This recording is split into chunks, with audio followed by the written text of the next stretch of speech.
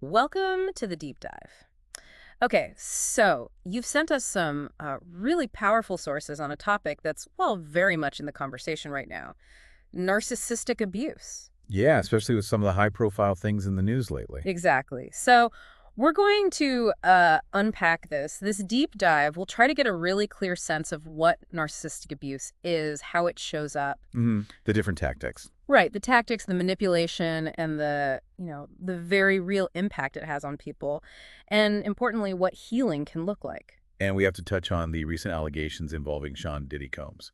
It's kind of a case study playing out in public. It really is. So our mission here is to bring some clarity, some understanding to this type of abuse, which is often, well, misunderstood, give you insights into how it works and the path to recovery. It's definitely timely. And the sources you shared, they lay out the core ideas well and connect them to, what people might be seeing. Okay, so where do we start defining it?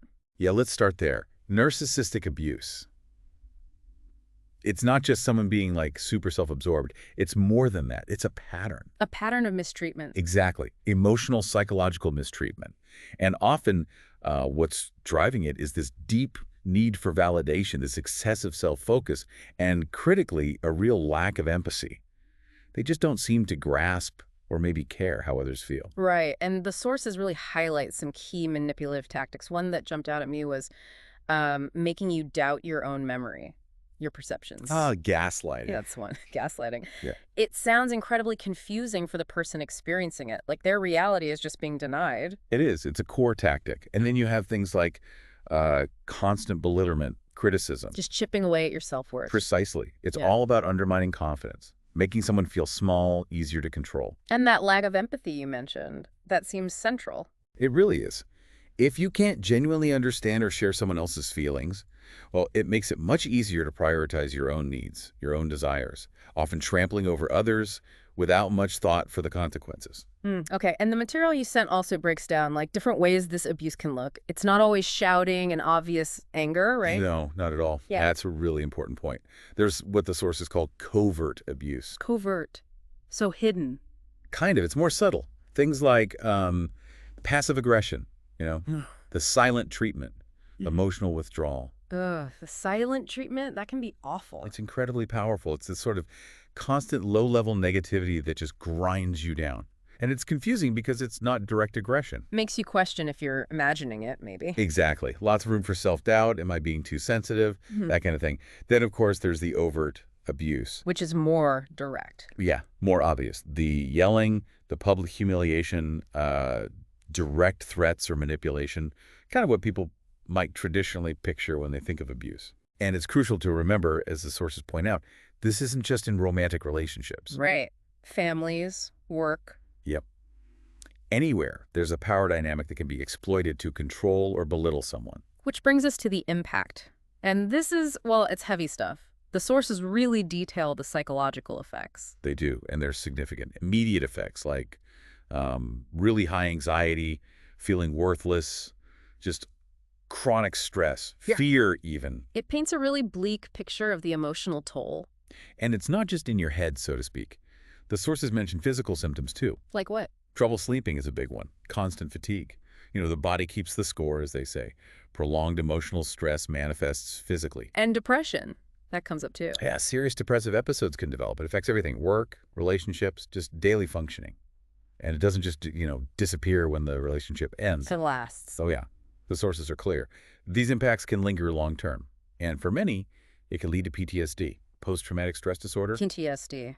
From emotional abuse. Absolutely. Think about it. Intrusive memories, maybe flashbacks, always feeling jumpy, hypervigilant. That relax. Exactly. Your nervous system is basically stuck in threat mode. Yeah. And that makes it incredibly hard to trust people again, to form healthy connections, Yeah. which can lead to isolation. Feeling alone with it all. And then there's the shame, the self-blame. That seems so cruel. The abuser causes the pain, but the victim blames themselves. It's a common and really painful part of it. Often the abuser has spent so long telling them it's their fault, they start to believe it. It's part of the manipulation. And because it can be so subtle sometimes, like that covert stuff. Right. It makes it hard to even recognize as abuse. That self-doubt we talked about, the gaslighting it, makes you question your own reality. Maybe it wasn't that bad. Maybe I am the problem. Justifying the behavior somehow. It can be a coping mechanism, yeah.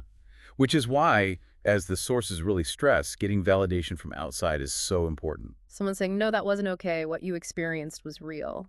Exactly. Friends, family, a therapist. Yeah. Hearing that can be the first step towards acknowledging the abuse and starting to heal. Okay, so healing.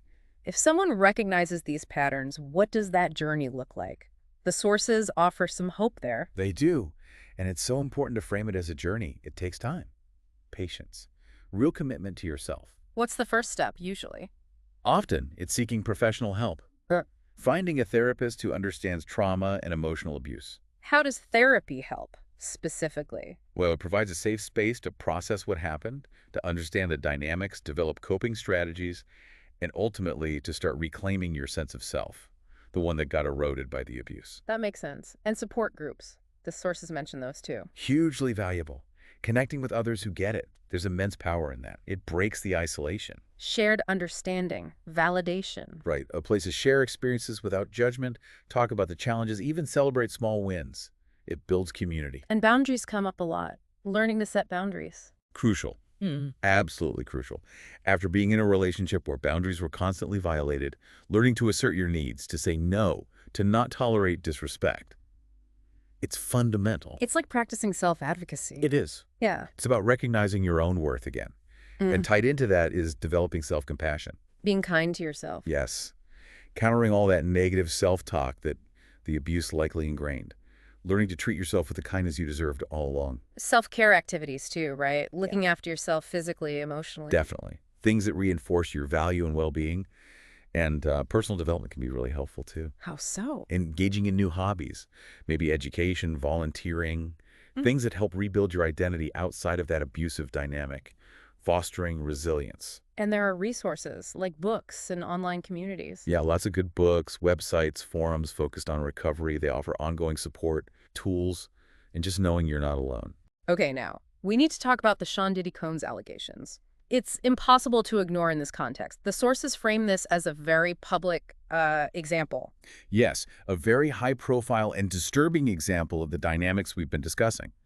The lawsuit described alleges behavior consistent with narcissistic abuse. Emotional, psychological manipulation. Exactly. Things like alleged gaslighting, isolation, that emotional volatility. These are patterns described by many survivors. And the sources connect these alleged actions to those traits we talked about, the grandiosity, the lack of empathy. Right. It takes these concepts out of the abstract and puts them into a very real and frankly very public context. When you hear allegations of specific controlling behaviors, it really echoes the tactics described in the sources. It really does. And the media's role here is huge, isn't it, in shaping perception? It is. These cases can either, reinforce stereotypes or hopefully push towards a better, more nuanced public understanding of what emotional and psychological abuse actually entails. This case, whatever the legal outcome, could spark wider conversations. Absolutely. Yeah. About how prevalent these behaviors might be, maybe especially among those with significant power and influence. It forces a kind of societal reflection. You see the alleged tactics like the isolation or control, and you connect it back to what we know about narcissistic abuse patterns. And the sources emphasize believing survivors, supporting their claims. That's critical. Holding people accountable, regardless of their status, sends a powerful message. It challenges the idea that this behavior is acceptable or should be hidden. It encourages dialogue. Creates more support for those affected, hopefully. That's the goal. This public examination, difficult as it is, highlights the urgent need for these conversations to continue.